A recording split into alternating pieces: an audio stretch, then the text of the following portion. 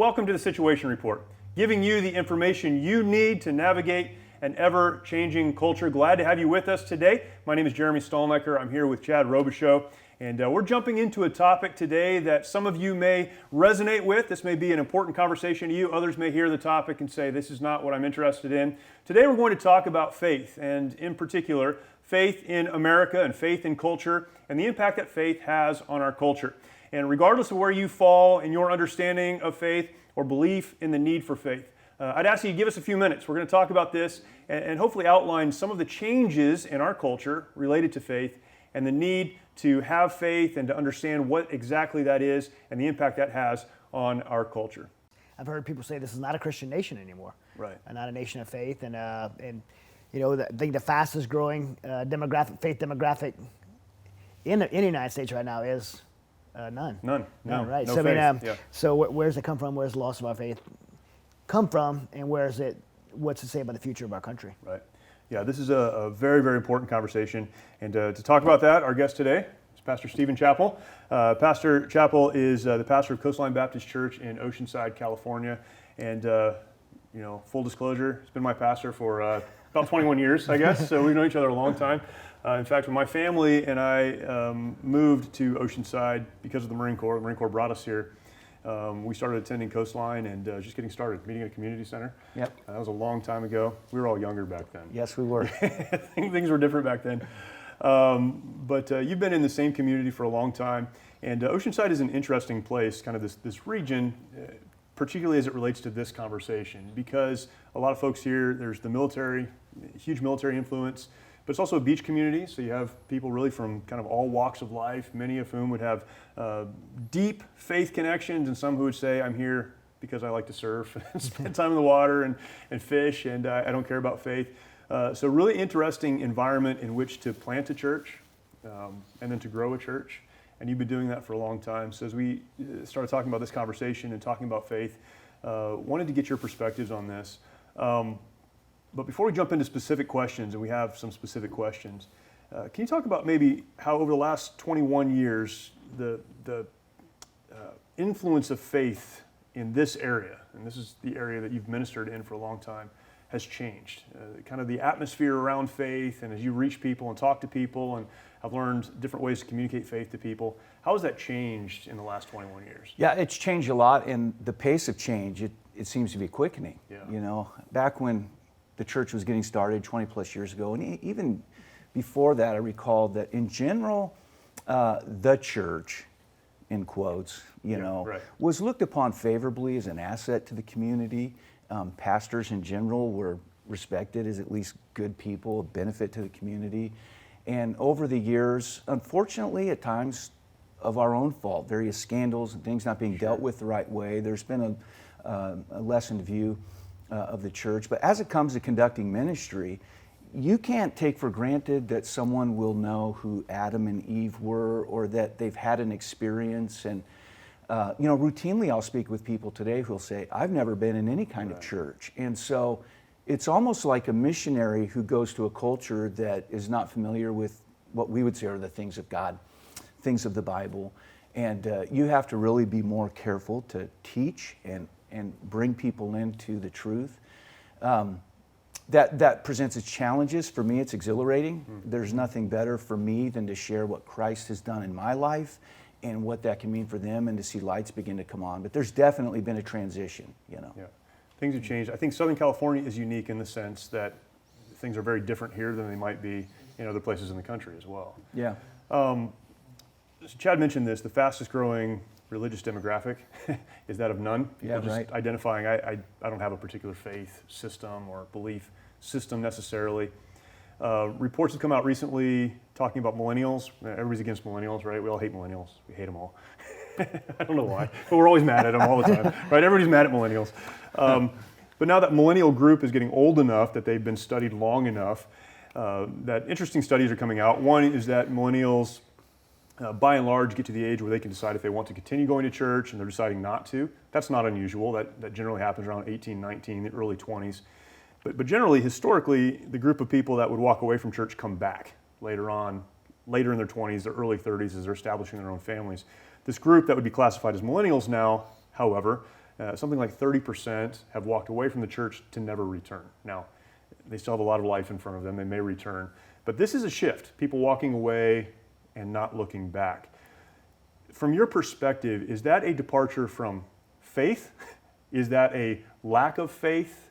Or is that just a departure from what we might call organized religion, the church, and some of these other things? I think we're very negative about that, but is it as negative as it looks? Let me start by saying I don't hate millennials, okay? I don't either, but it seems like everyone else does. I'm just kidding, but they have a lot to offer, and I enjoy engaging them and working with them. And what's interesting is we segment everybody today. Everybody wants their group. Right. Okay, well, let's break millennials down. They're from their young 20s to closing in on 40, and so even within that group, it's amazing how diverse they are. As our world has changed, and it is, wasn't many years ago people would get out of high school, maybe go to college or trade school, and then it's like they're married and they have kids. Well, churches by and large, we've got a great children's program, youth program, and ministries for families. And there's this segment that we've just overlooked, and it was really just a small part for a long time, but now people are waiting much longer to get married and have kids, or even deciding not to, forego a family. And it's a segment, to be honest with you, we've just overlooked at times. And I think there's another factor is young people are brought up, and as they go off to colleges, as our country's changed, this I'm painting with a broad brush. Sure. This wouldn't be the case in every instance. But there's not just an ambivalence towards Christianity today. There's absolutely a hatred for it in places, and it's attacked. And a lot of young people who've been brought up, and the number you gave is right, 30% have walked away, but they say that really about close to 60% of millennials brought up in church have left the church.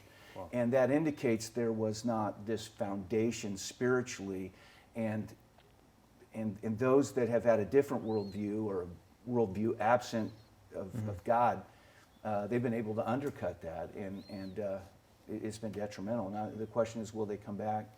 I'm hopeful they will. I believe this really does present us with an opportunity to kind of look at the way ministry's done and what we've been doing, and to tackle it moving forward. What we could do differently, right? Exactly. Do you think that's a reflection on faith, though, or a reflection on the church? Yeah, okay, so, those that said they're never coming back, that would be an indication that, Jesus said, not everyone that says unto me, Lord, Lord. I don't know anybody's heart. I'm not judging anybody, but...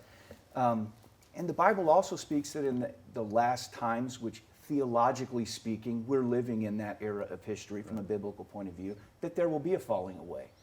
And so, although this is a problem, it's, I think, part and parcel with the day in which we're living. But I think for some, the church has just been fired. That's simply it. They've evaluated the church, come to the conclusion there's no value here. I've talked with numbers who are just what we're talking about today. People brought up in church and they've left, and they'll often say, I don't make any connections there. A lot of what's talked about is not relevant to my life, and that would be an indication that more connections need to be made. And as churches, we often talk about our programs and how everything's to work, and we try to fit people into what we're doing. And one great thing about millennials is they're fiercely independent. They're going to do their own thing, and they want a relationship. And when done right, there's nothing better than a relationship with Jesus Christ and a relationship with the body of Jesus Christ, with brothers and sisters who are, in essence, heading the same direction you are in life. And so we've missed that, and we can do better at that. That's good. Yeah, we people in the church, and I think everyone at this table, and I know both of you guys, we're all Christians at this table, but I think people in the church blame culture. Like, they blame the reason that faith is in decline, the reason people aren't going to church anymore, the reason millennials are leaving church and never coming back. It has to do with the culture. When I think it's the opposite way. I think we need to take responsibility as a church and point the finger at ourselves instead of pointing the finger at the world around us, saying, "Hey, what are we doing wrong? What can we do different?" And so, I guess my question for you is, what role does the church and do Christians have in this decline in faith in our country? Well, first of all, you're exactly right, and it's kind of like red meat preaching, throwing the meat out there to say, oh, the culture. And You're mad at everybody. Yeah, you'll get crabby Christians who are just so frustrated with that rock and roll music. Yeah, right. And so, you're right. Out, right. It's fun to point fingers. But, I'm thinking of passages in the Old Testament where, God was saying, my pastors. In the Old Testament, we think of that as a shepherd in the New Testament context. God always said, hey, it needs to start with my people. And we talk about revival. Right. That has to begin with people of faith. So do I love everything that happens in our culture? No, I don't. One of the best definitions of culture I heard is the house where people live. And the culture's just where our world is living today. It does no good to chuck rocks at their house. We've got to go in. And the church absolutely has a role. I believe the church is the pillar and ground of the truth. We're to lift up the truth. And something interesting, I believe, happened back in the 80s and 90s in church where in an attempt to be relevant and cool and accepted, it became a lot more about the style than the substance. And we wanted to get really wide to the neglect of getting deep. And it did attract a crowd, but a crowd does not make a church. And a lot of what we're seeing in the form of departure is the lack of truth that's being declared, of discipleship that's being done, of preaching that's true to the word, done in the right spirit with the right attitude. But I think it's a little bit of a shallow Christianity that rings inauthentic with a generation that wants to see something that's real. Right. What is, maybe this is a two-parter, but what is the importance of faith? And so I think this is an important question. People maybe watching this conversation or listening to this conversation, again, people watching with all different backgrounds, bringing their own stuff to a conversation like this, may just cross their arms and say, why does it matter anyhow? I'm living my life, my family's pretty solid, my kids are doing well, I've got a job. Faith is something that used to be important, it's not important anymore. What is the importance of faith? And then on the other side of that, how do you communicate that to people that maybe weren't raised in the church or don't see it the way that you see it?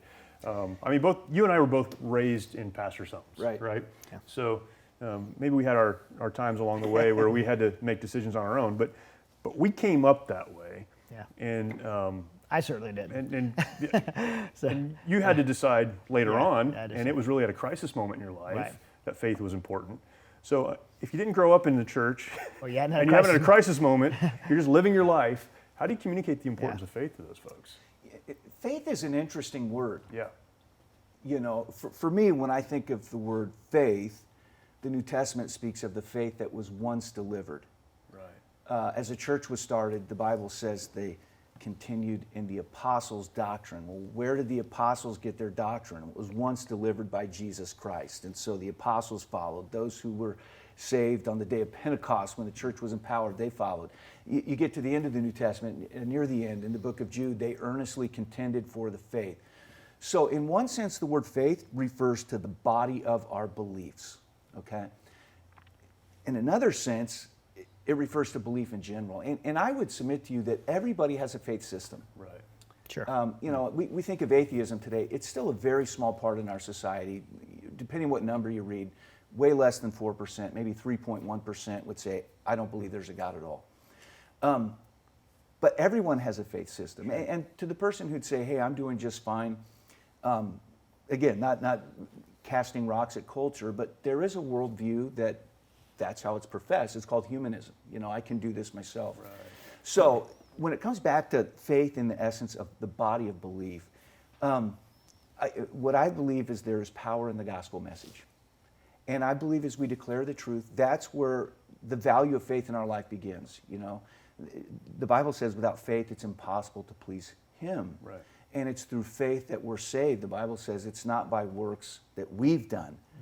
And so it all has to begin with helping people to understand that Jesus is God the Son who lived, He was buried, He died, He was buried, He rose again the third day. All the evidence surrounding that, the lives changed as a result of it. I love to point out that the followers of Jesus died a martyr's death for professing the resurrection.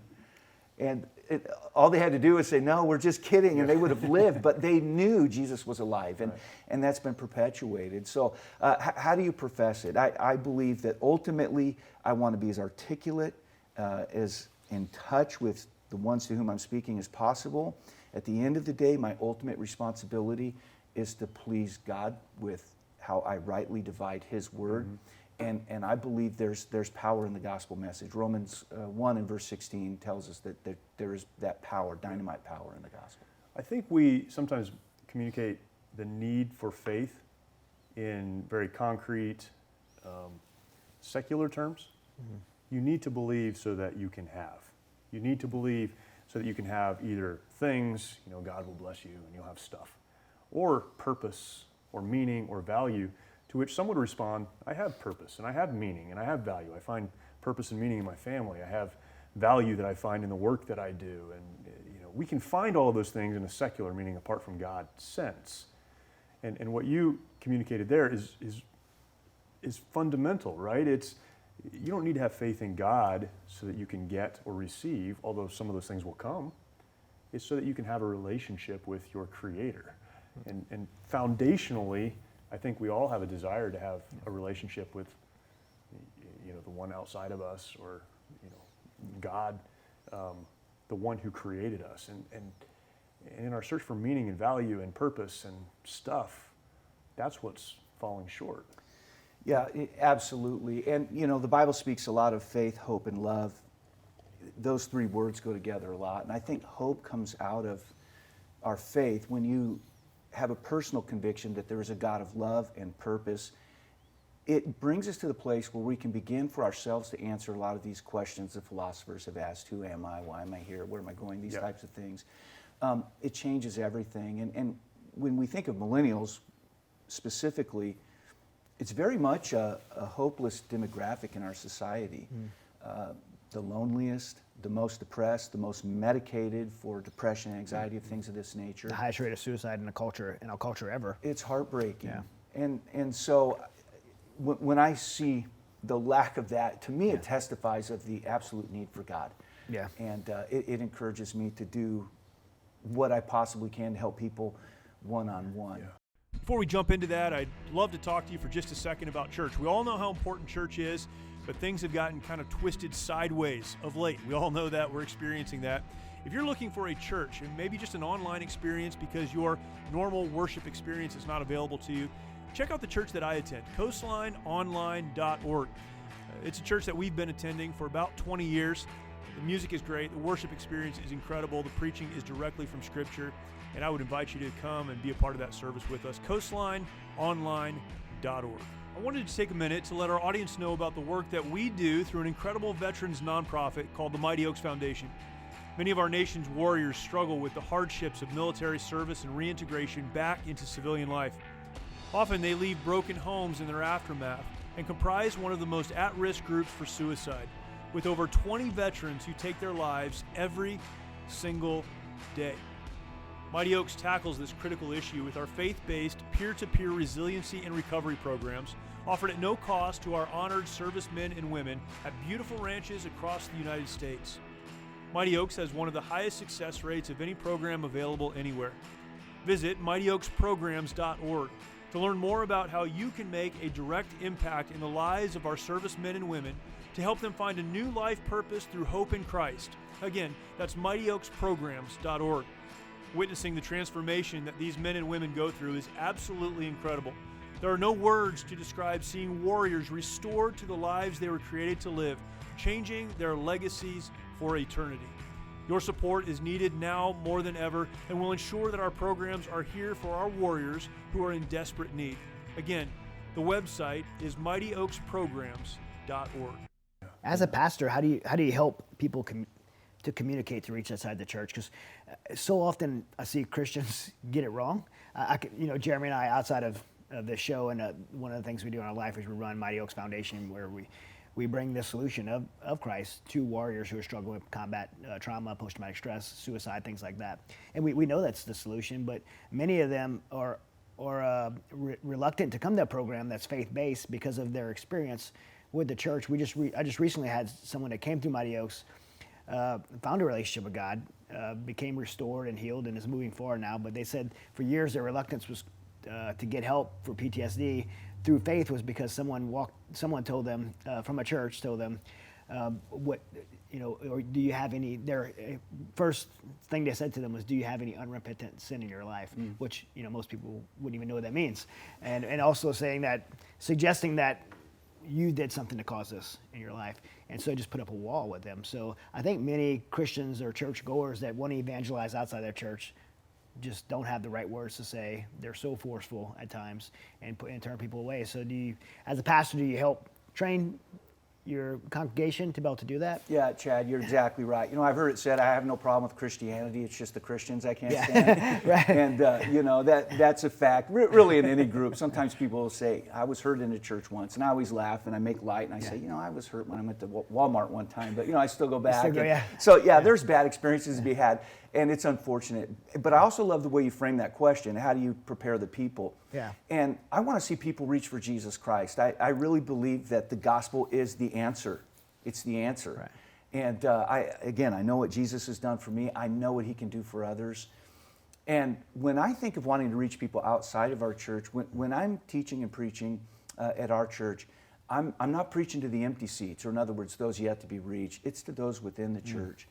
And again, when we think of, it sounds weird to say the advent of the internet, we'd say, well, that's been around for so long. But the fact is, what a dramatic change. I mean, I think that contributes to the loneliness, the isolation. We can have Facebook friends and still practically have not had a meaningful conversation. It's going to take people one-on-one, going to others, sharing the love of Christ. It's done across the street, it's done at work, and in a number of different ways. And so, I seek to do my best. And you're right, Christians at times can be obnoxious, and that's certainly not the way to go about it. I think we need to lead with love. And when you look at Jesus, there's nothing not compelling about Jesus. And if we would just observe how he was and who he spent time with and how he went about his ministry, I mean, there's the lesson for us right there. So as a pastor, I can never go wrong in telling our church, hey, look at Jesus. Let's do it like he did it. And he was straight. He was truth. But he was grace. And that truth without grace is pretty harsh. And he brought the two together beautifully. And that's what we have to work on. Yeah. That's awesome. So the decline of faith in America, churches closing their doors, pastors resigning and leaving the ministry. About 75 churches every week close their doors, never open them again. It's incredible. Yeah, and pastors resigning. What's the number on that? I don't know, but I know there are many empty churches today looking, and there's just not enough pastors. Yeah. So with all that, clearly we're in decline. Do you see it turning around? Do you see a rebound, a resurgence of Christianity or faith in general coming back in America? Is the future good or bad? Yeah, I'm hopeful. I'm not despondent at all. My most honest answer to that question is I don't know, and I'll kind of explain that. Personally, I believe that when Jesus said he was going to come again, that he was telling us the truth. And so I'm praying for his return. But this much I know, these are hard times in a sense. People around the world are persecuted, so I'm not poor-mouthing, but the trends are heading in the wrong direction here in America. But here's what I know. Hard times, difficult times, even persecution has never been bad for the church. And it has a way of stirring us. And I think in this day and age in which we're living, the church was lulled into a sense of just soft kind of Christianity, light. And I think this will be a great time for us to wake up and come back to our primary calling. Again, if I believe I'm a child of God and that when I die I'm going to go to heaven, I have to realize there's only one reason the Lord didn't take me instantly there the moment I became a follower of his. He's got something for me to do here. And money's not a problem. The love of money is. Having material things is not a problem. We can have material things, we just don't want them to have us. But I've got a primary objective in my life, and that's true. It doesn't matter where you work, what your calling in life may be. All of us who know Christ are to share Christ with those who've yet to meet him. Yeah, that's great. That's great. Yeah. Thank you for the time and the conversation. It's been a privilege. Yeah, really appreciate it. Where can people watching find out more about the church, about yourself? CoastlineOnline.org would be a place you could go to learn more about Coastline Baptist Church. Yeah. Awesome. All right. And everything's going on there. Yeah. And I'm there sometimes. Yes, you are. Hey, and if anybody listening ever makes it through visiting, or if you're local to Oceanside, definitely a great church to visit. Yep. If you're traveling, definitely welcome to stop. I know they're welcome to stop in. Come by and say hello. And right outside the gates of Camp Pendleton. So That's right. A lot of Marines. So Yeah. appreciate it. Thank you. You got it. Faith conversation is one we have all of the time. Yeah. And we, as you mentioned, consistently try to convince folks this is the answer. Yeah, I mean, it's in the vein of what we do at Mighty Oaks, serving our military as warriors, just bringing a faith-based solution to a specific part of the world's problems, but it's not specific to veterans issues. Right. I mean, the problems of this world, we live in a broken world, and the problems of this world transcend all different demographics, and but the solution's the same. And It's funny, we use a phrase, we've used it for a long time, Mighty Oaks, and it sounds like a simple phrase, right? Right. But if what you're doing isn't working, then why not try something different? Right. And that something different is a relationship with God, and we talk about that often. People will come to these crisis moments and say, well, I can't try faith. I can't even consider God. and what do you have to lose? Is what you're doing working for you? Because if it's not, maybe you should at least consider that the Creator has a plan for your life. That's right. Yeah, that's awesome. All right, let's sum up with our situation report. A couple of things to remember as we leave today, and the big one is this. I don't think this is a secret to anyone, that the traditional understanding of religion and faith and church, all of those things we used to really have a strong grasp on, the traditional understanding and definition of those things is changing. It is changing, and that's okay. We just need to know that.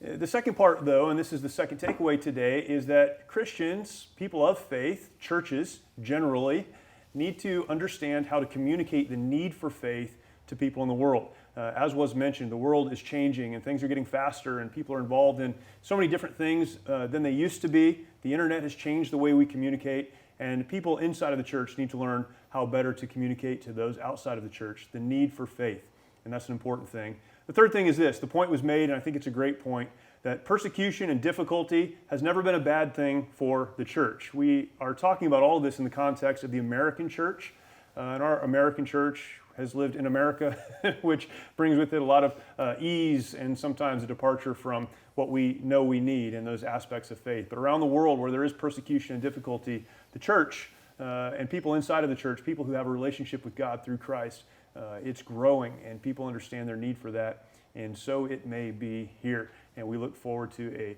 a hope-filled, faith-filled future as a country. Thankful for the opportunity to have this conversation, and appreciate you spending time with us. Thank you. And for those of you that are watching or listening, thank you, and we'll see you next time.